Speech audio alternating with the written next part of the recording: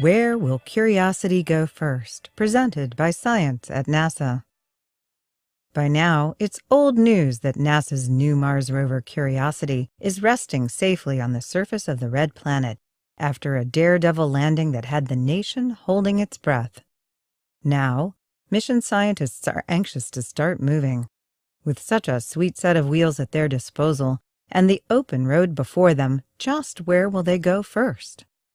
We won't have to travel far for excitement, says project scientist John Gratzinger.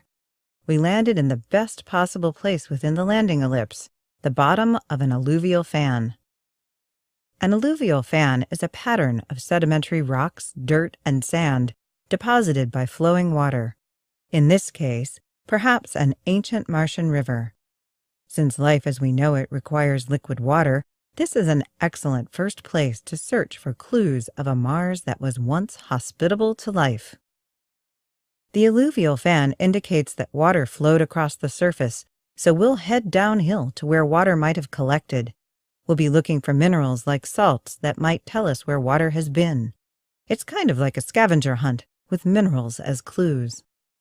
After that, Gratzinger says it's full speed ahead to the base of Mount Sharp, a 5,000-meter-tall mountain that holds within its ancient layers possible clues to life on the red planet.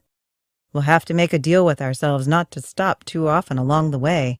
Mount Sharp is the reason we chose this landing site, so we need to hightail it on over there.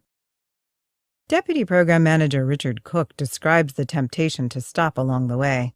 It'll be like taking a family vacation, but instead of the family, you have 400 scientists who want to stop and look at every site. Curiosity is bristling with instruments custom-made to look for the chemical building blocks of life. A laser on Curiosity's mast can take aim at interesting rocks and vaporize small spots on them from up to 7 meters away.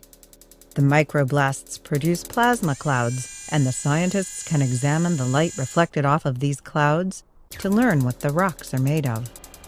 The mast also sports a high-resolution camera called MASTCAM, which has already begun observing and photographing the rover's surroundings.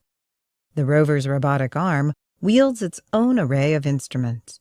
The alpha particle X-ray spectrometer will measure the abundance of chemical elements in the dust, soils, rocks, and samples the rover gathers. The Mars Hand Lens Imager acts like a geologist's magnifying lens that can take its own color photos. Ultimately, samples will be delivered to a pair of onboard laboratory instruments. One of them, SAM, short for Sample Analysis at Mars, will explore the red planet by sniffing the air, bird dog style. It has vents for sniffing the atmosphere and detecting gases like methane. SAM can also sniff the gases released by rock or soil samples it heats in its own oven. Can 400 scientists gripped by the thrill of the greatest family vacation ever really rush to their destination without stopping to savor every sight? Gratzinger makes just one guarantee. In the coming months and years, Curiosity will tell us an incredible story.